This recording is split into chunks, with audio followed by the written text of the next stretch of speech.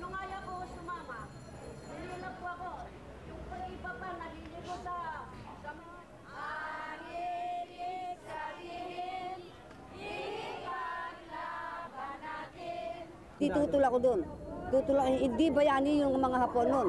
Hindi bayani dahil marami silang binerwisyo sa mga tao dito. Hindi bayani yun. Hindi ako papayag na doon sa ginawa niyang bayani yun. Ano mo masasabi? Tutol din kami doon dahil yung patayan tinutulungan niya, dinadalaw niya, hindi kami.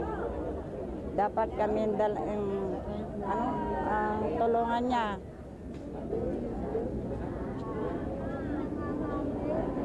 Dapat ibalik naman nila sa libro yung mga ginawang kapinsalaan dito. At huwag naman nilang itago sa mga nahuhuling Hapon ngayon. Huwag nilang itago sa mga kabataang Hapon ngayon yung ginawa ng mga Hapong sundalo noong panahon ng gyera.